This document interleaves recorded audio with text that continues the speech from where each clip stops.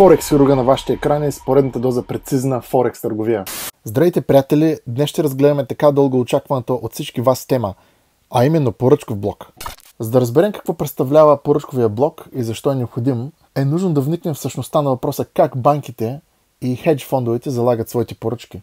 Тъй като големите финансови институции оперират с огромни суми, ако биха заложили една голяма поръчка на определена цена, те биха разклатили пазара неимоверно. Това от своя страна би довело до бърза промяна на пазарната цена на сделката и огромна загуба поради огромен слипидж. Затова техните сделки се раздробяват на малки поръчки и посредством така наречения хеджинг, те едновременно купуват и продават в посока на цената, която желаят да достигнат.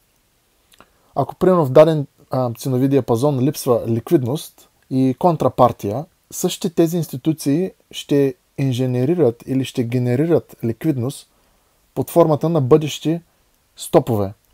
Тези стопове по-късно ще бъдат изметени и комбинирани с техните поръчки в посока на основния поръчков поток. Ако не знаете за поръчков поток, ще поставя линк към видеото за диапазонна търговия и оттам ще ви стане ясно. Това отговаря и на най-важния въпрос. Защо е нужен поръчков блок? Сам по себе си поръчковият блок е кратковременна манипулация по посока на ликвидност. Ето е ликвидността. С последващ мощен импулс, ето го импулсът, в противоположна посока. Трябва да знаете как да разпознавате къде е ликвидността на графиката, разбира се. И тъй като тя има различни форми, има видео за ликвидност и там съм обяснил как точно става това. Поставям връзка към видеото на екрана. За да определим генерирания импулс като мощен, е нужно присъствието на така нареченият имбаланс. Най-накратко, това е голяма свещ с еднопосочен поръчков обмен, където няма покритие на фитилчетата от двете страни. Подготвям видео по въпроса. Ако не сте записани за канала, моля запишете се, за да разберете когато го публикувам. И последната стъпка от процеса на манипулация е пробив на пазарната структура. Различаваме два вида поръчкови блокове, мечи и бичи. При мечи това е последната възходяща свещичка, ето тази, преди импулсът надолу. При бичи е последната нисходяща свещичка, ето е тази, преди импулса нагоре. Не всеки поръчков блок води до изтласкване на цената, разбира се. За да се счита, че има висока вероятност за това да се случи, е нужно да са задоволени няколко критерия. Първо, блокът измита ликвидност. Това означава, че цената пробива ниво на ликвидност. И това е първата стъпка. Втората стъпка е мощен импулс в противоположна посока, който пробива последния диапазон на търговия. Трето, импулсът създава имбаланс с еднопосочни сделки, както обясних преди малко. И четвърто, поръчковият блок достига до предходен блок или запълва имбаланс, ако се включваме по посока на основния тренд. Поръчков блок с тези критерии наричаме импулсен блок. Поръчков блок можете да откриете на всяка времева рамка, но това за сега не е важно. Ще говорим за времевите рамки, когато дойде време да сглобим цялостния модел на търговия в някои от бъдещите видеа. Ето и няколко примера от реалния свят. Примерно на евро-долар, едночасова времева рамка, имаме измитане на ликвидност, импулс. В случая липсва имбаланс поне на това ниво, но както виждате цената реагира достатъчно, за да имате сделка на това ниво.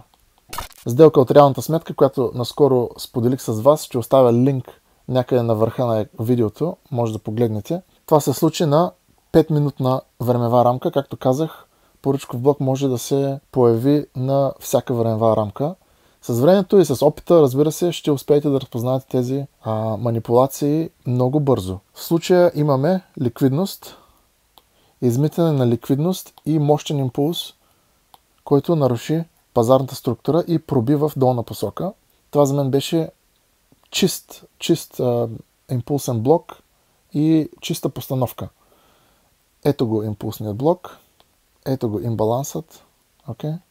И ето цената се върна по време на новини и след това продължи надолу. От тук цената не се е връщала, откакто това се случи, и съжалявам, че затворих сделката някъде на това ниво.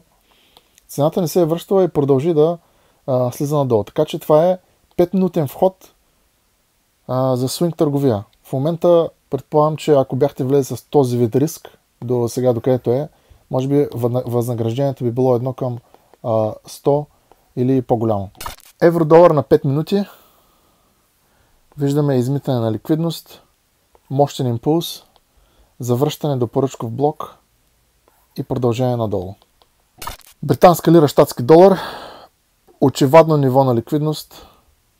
Поръчков блок, импулс, нарушава пазарна структура, връща се до нивото на импулсния блок и след това продължава нагоре, атакувайки тези нива.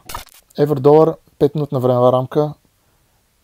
Отново очевадно ниво на ликвидност, импулсен блок, нарушаване на пазарната структура.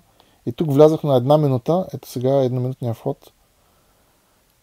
Ето го. Поръчков блок, последната зелена свестичка. Имбаланс. Ето го имбаланса. Цената близва и продължава надолу. Това беше 1 към 55 или 1 към 63 някъде. Извидеята трябва да погледнете. Щатски долар, рубла. Това е малко по... не толкова ясна постановка. Ликвидност, поръчков блок, импулс, пробива предходната структура, ето, генерира нова ликвидност над имбаланса и след това затваря преди да продължи. Паунд, щатски долар, изчистен отново, ликвидност, поръчков блок, нарушаване на пазарна структура, ликвидност над имбаланса, влизаме, запълва имбаланс и продължава нагоре. Пример от реалната сметка, както виждате, ликвидност, измитане, нарушаване на пазарна структура, нова ликвидност, чистене в имбаланса и мощно продължение нагоре. Паунд австралийски долар на 10 минути, ликвидност, нарушаване на пазарна структура и завръщане до ниво на поръчков блок с продължение надолу. Ето и няколко полезни съвета при селекция на поръчкови блокове. Избягвайте поръчкови блокове, генерирани в азиатската сесия. Те обикновено служат за ликвидност, както и целия азиатски диапазон. Избирайте поръчкови блокове само по посоката на дневния тренд. За дневен тренд ще си говорим съвсем скоро. И последно за нетърпеливите, ако търгувате евро-долар, започнете анализ на дневна времева рамка, потърсете импулсен блок на едночасова времева рамка и влезте в сделката на 15-минутна или 5-минутна времева рамка. Скъпи приятели, благодаря за вниманието. Въпроси и коментари са винаги добре дошли. Харесайте видеото и се абонирайте за канала, за да може YouTube алгоритъма да го предложи на повече хора. Благодаря ви и успешна търговия!